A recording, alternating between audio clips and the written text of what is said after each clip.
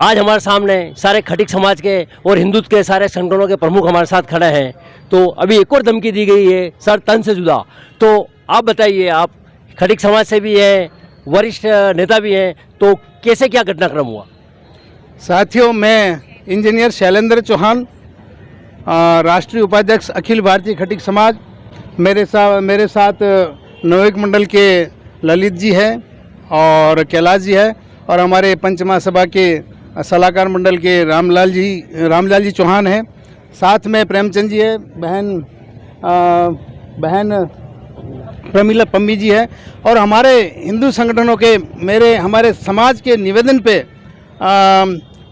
रविकांत जी त्रिपाठी साहब, हमारे पवार साहब, हमारे दिनेश जी मकवाना साहब, मनीष जी शर्मा साहब, आप सभी ने एक विश्व हिंदू परिषद की तरफ से, विश्व हिंदू की तरफ से एक छोटे से निवेदन पर आप सभी पधारे। और क्योंकि उदयपुर के अंदर धारा 144 लगी हुई है, तो हमने कोई विशाल आह्वान नहीं किया। केवल और केवल 10 जने 15 जने हम आए हैं, और एक नॉमिनी के रूप में हम इनको चेतावनी देने आए हैं प्रशासन को, कि जिस तरह से कन्हैयालाल को भी इसी तरह धमकी मिली थी, जिस तरह से कन्हैयालाल को धमकी मिली थी, और धमकी मिलने के पश्चात उन्होंने उसको पाबंद भी किया, परंतु फिर भी धार्मिक उन्माद से भरे हुए विधर्मी लोगों ने उनकी हत्या कर दी। इसी तरह हमारे शबरी कॉलोनी आयड़ के अंदर हमारे भाई किशन जी खटीक, जो वहाँ शरीर से विकलांग भी है और वहाँ रहते हैं करीबन बचपन से ही, अब उनको आसपास में जितने भी लोग रहते हैं उनको सताते हैं, और सताने के बाद भी उन्होंने 7 मार्च 2024 को प्रशासन को कहा, पेपर में निकाला, फिर वीडियो वायरल किया कि मेरे मकान में रहते हैं तो हमारे को आसपास के लोग तंग करते हैं, रात को खटखटाते हैं, पास में सामने बाथरूम कर देते हैं, और गंदी चीज़ें लाके सामने डालते हैं।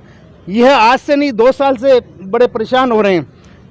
फिर हमारे रविकांत जी भाई साहब ने जाकर उनको समझाया, फिर भी इनको बराबर धमकियाँ मिल रही है। ऐसा नहीं हो कि कन्हैयालाल की जिस तरह इनको भी धमकी दी गई है कि आपको भी सर तन से जुदा कर देंगे, नहीं तो हमारा ये मकान खाली करने का इनका पूरा ध्येय था।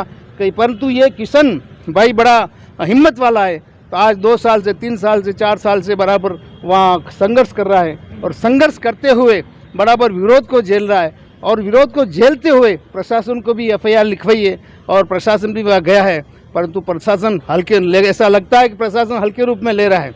परंतु प्रशासन को मैं समय रहते बताना चाहते हैं कि आप कड़ी कार्रवाई करो, वरना कोई ऐसा हादसा दोबारा ऐसा नहीं हो जाए जो उदयपुर के अंदर अशांति फैल जावे। और मैं तो एक ही निवेदन करना चाहता हूँ आप सभी हिंदू भाइयों से, सभी हमारे उदयपुर के निवासियों को, कि शांति आपने बनाई रखिए, प्रशासन हमारा सहयोग करेंगे। तो ये भाई हमारा किशन खटीक जो ऐसी स्थिति में है, जो बराबर संघर्ष कर रहा है, बराबर हमारे समाज के अंदर आके इन्होंने मीटिंग की, हमने समाज वालों ने, कि इसको पूरी प्रोटेक्शन मिलना चाहिए। और प्रोटेक्शन हमारी तरफ से तो नहीं, पर प्रशासन की तरफ से प्रोटेक्शन मिले तो उनको एक आश्वासन मिलेगा, उनको रहने के लिए जगह मिलेगी। इनका पूरा परिवार अकेला परिवार है, और चारों तरफ से मकान गिरे हुए। इनका एक ही आशय होता है कि ये मकान खाली करे, और ये मकान खाली करे, और तो इन लोगों को बसने का मौका मिले। आइए हमारे साथ किशन जी खटीक, जिनके साथ ये वाकया हुआ है, सर तन से जुदा, आपको इसी क्या धमकी दी गई, आप बताइए। मैं तो ये कहना चाहूँगा कि इतनी धमकी है कि अभी काफ़ी सालों से मुझे मिल रही है, ये मतलब कि तुझे माँ ये कर दूंगा वो कर दूंगा। लेकिन ये स्टार्टिंग वहाँ से हुई, जो टेम्पो उन्होंने देखा कि ये मकान नहीं बेच रहा है और यहाँ पे रोड निकल रहा है, तो उस समय फिर उन्होंने पूरी इनकी मीटिंग बनाई, और फिर उसकी शायद किसी तरीके से वहाँ पे एक जना वो टेम्पो अपने घर के पास खड़ा किया। तो मार्च फरवरी का टाइम है, और वो भी तो उस समय ये टेम्पो खड़ा किया अपने घर के पास। मैंने उसको बोला कि टेम्पो भाई आगे रख दे, और तो वो उसने कहा कि क्यों रखूं, ये तेरे बाप की सड़क है क्या, या मैं रखूंगा। फिर मैंने कहा भाई मैंने तो सीधी तरह से बात की है कि आगे रख दे, मेरा मकान है और मैं यहाँ पे सब जने डिस्टर्ब होते हैं, तो अगर तो उसने कहा रात भर खड़ा रहेगा और तू जो करना जो करके देख ले। तो फिर उसके बाद 1 से 2, 2 से 4, 4 से 5 और 8 जने हो गए। 8 से फिर वो जैसे हुए तो फिर वो उनका कि ये मेरा प्लॉट है, अब तू इसकी तेरे में हिम्मत हो या तेरे किसी में भी हिम्मत हो। वो प्लॉट किसका है वास्तव में? वो प्लॉट मोहम्मदन का है, तो वो झूठ बोल के, लेकिन उसके रिश्तेदार का है, लेकिन वो प्लॉट अपना बताते हुए उसने कहा टेम्पो यहाँ रखो और किसकी हिम्मत है जो यहाँ पे है, अब किसकी हिम्मत हो तो बुला के देख ले। तो फिर मैंने कहा कि चलो ये ठीक है। तो फिर उसके बाद ये और आगे मतलब 8 से फिर उसने 10 15 20 ऐसे हुए। तो फिर उसने उसको और जोश आया और फिर उसने कहा कि तेरे कन्हैया अगर तू अभी ज़्यादा भी बोला, अब बहुत हो गया, अब तू अगर बोला तो तेरे कन्हैयालाल जैसा मैटर अब हो जाएगा। ये भी है कि उसने पहले इन्हीं लोगों ने मेरे आगे पीछे पत्थर भी पहले फेंके थे, लेकिन इस बार इन्होंने धमकी दी और इन्होंने ये ग्रुप के साथ आते और फिर ये इकट्ठे होके और फिर जैसा कि आपके वरिष्ठ जन समाज के भी गणेश सर ने बताया भी है कि 2 महीने से वाकया चल रहा था, आपने कोई कंप्लेंट वगैरह दर्ज की पहले भी? जब ये ज़्यादा इनका हो गया और कन्हैयालाल का जब मैटर आया तो फिर मैंने तुरंत तो पुलिस को कंप्लेन की और उसके, लेकिन पुलिस वालों ने हल्के में मुझे ही कहा कि ये, लेकिन मैंने उनको बराबर उनको कहा कि ये मैटर हो सकता है और मेरे होने के बाद फिर क्या होगा। आइए उदयपुर में बहुत से मैटर हुए हैं। हमारे साथ रविकांत जी जो हिंदुत्व के लिए, कमलेंद्र सिंह जी भी खड़े हैं और सारे वरिष्ठ खड़े हैं यहाँ पे हिंदुत्व के। तो हम आपसे जानना चाहेंगे, आप जैसे बता रहे आपके नोटिस में भी मैटर है, तो कैसा क्या हुआ, आगे क्या होने वाला है? ऐसा है, विगत हमारे स्वर्गीय कन्हैयालाल जी की हत्या के बाद से उदयपुर शहर में जिस प्रकार से सनातनी हमारे भाइयों को एक नए प्रकार की धमकी, कन्हैयालाल जी का मैटर कर देंगे, ये बहुत निंदनीय है, अशोभनीय है। और प्रशासन के पास हमारे सनातनी भाई किशन जी इसकी कंप्लेन लेकर पहुंचे और उसकी प्रकरण दर्ज कराया, लेकिन प्रशासन ने उस पर कार्रवाई अगर अच्छे से की होती तो दोबारा वो लोग इस प्रकार से इनको प्रताड़ना नहीं करते। किस आशय से कर रहे हैं, खाली इतना आशय है कि इनका घर जो है उनके कॉलोनी में ज़्यादातर उनका परिवार है और उनके पास में रहते हैं, पर वहाँ रहने वाले सबरी कॉलोनी में कुछ जिहादी मानसिकता के जो युवक हैं वो इनके घरों पर आए दिन मांस के टुकड़े फेंक देना, इनके घरों पर इनको आगे तंग करना, इनको गाली दे के भाग जाना। और आए दिन इस प्रकार के इनका फ़ोन हमारे पास भी आते हैं कि भाई साहब मेरे साथ आज ये किया है। उनका उद्देश्य है ये घर छोड़ के जाए, औने पौने दाम में कुछ कोड़ियों में या खाली करके भागे। लेकिन ये जो स्थिति है, ये हम उदयपुर के शांति का प्रयास करने वाले लोग हैं, लेकिन ये शांति का कार्य नहीं है, ये अशांति फैलाने वाले वो लोग हैं जिनके विरुद्ध कठोर कार्रवाई अगर नहीं की गई और भाई किशन जी को न्याय नहीं मिला तो मुझे लगता है हिंदू समाज को वापस सड़कों पर नहीं उतरना पड़े। प्रशासन अभी आज इस ज्ञापन के माध्यम से ये चेताने आए हैं कि प्रशासन इस पे तुरंत संज्ञान में लेकर उन जो जिहादी मानसिकता के युवक हैं उनके विरुद्ध कठोर कार्रवाई कर ले और उनको बंद कर ले। कहीं ऐसा नहीं हो कि हमारे शहर में, हमारे समाज में, हमारे सनातनी किसी भाई के ऊपर पुनः किसी प्रकार का हमला करने की किसी को हिम्मत पड़े। और इसलिए आज इस ज्ञापन के माध्यम से हम सब लोग इकट्ठे होकर उन किशन खटीक जी को न्याय दिलाने के लिए उपस्थित हुए हैं। वास्तव में उदयपुर लोग बड़े शांतिप्रिय, बहुत सारी घटना होती है फिर भी शांतिपूर्वक प्रदर्शन कर रहे हैं। आइए कमलेंद्र सिंह जी पवार हमारे साथ मौजूद है, तो आप बताइए इसमें आगे आप क्या स्टेप ले रहे हैं? देखिए, हमारा तो ये है कि जिस तरह से कन्हैयालाल जी साहू का एक तरह से जो हर्ष हुआ वो हर्ष दोबारा नहीं हो, उस और हम सभी हिंदू संगठन समाज के साथ तत्पर हैं और इस भाई को कुछ होने नहीं देंगे, ये हम लोग निश्चित कह सकते हैं। और क्योंकि देखिए कभी कभी विषय आता है, अब हम यहाँ मेवाड़ में रहते हैं, महाराणा प्रताप हमारे आखिर एक आइडियल है क्या, तो हिंदुओं ने भी कोई चूड़ियाँ नहीं पहन रखी। अगर देखिए उनको जब तक अगर वो रुके हुए हैं, अगर ऐसा कुछ होता है तो फिर उसका अंजाम कुछ अलग ही होने जाएगा।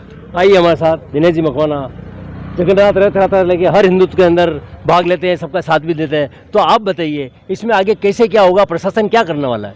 उदयपुर का शांत माहौल को खराब करने के लिए एक सुनियोजित तरीके से एक घटनाक्रम दिया जा रहा है और प्रशासन को पूर्व में जानकारी है कि किशन जी खत्री के साथ कोई अनहोनी हो सकती है, उसके बाद भी कोई ठोस प्रयास नहीं कर रहे हैं। अगर इस बार किसी प्रकार की अनहोनी हुई तो उदयपुर जैसा शांत माहौल नहीं रहेगा और भविष्य में मतलब इस प्रकार की जो जिहादी मानसिकता है उनके खिलाफ प्रशासन को ठोस से ठोस कार्रवाई करनी चाहिए, अन्यथा उदयपुर का अब युवा जाग चुका है और हर अन्याय के खिलाफ अपना बलिदान देने को तैयार है। बहुत बहुत धन्यवाद। आइए SBI बैंक से रिटायर हैं और PS खींची साहब जो खींची खटीक समाज से ही हैं, बहुत ही वरिष्ठ है, तो आप बताइए ये इस भाई के साथ जो ये वारदात उसके लिए आगे क्या होने वाला है? देखिए, जो वर्तमान में जिस तरह का माहौल चल रहा है और जो पिछले 2 सालों से जो माहौल था, इसके पहले भी एक मैं घटना बताता हूँ। 2013 के अंदर रोहित खटीक को ऐसे ही चाकू लगाया था राखी के एक दिन पहले, उस समय भी हाथीपोल के अंदर बहुत ज़्यादा हंगामा हुआ था। वो भी मुस्लिम था और ये हिंदू खटिक समाज से था। लेकिन उस समय स्थिति बहुत विकराल थी। हाथीपोल के अंदर कर्फ्यू लगा दिया गया था। आईजी पुरोहित थे, हमने शैलेंद्र जी और हमने पूरी टीम ने उस मामले को संभाला था।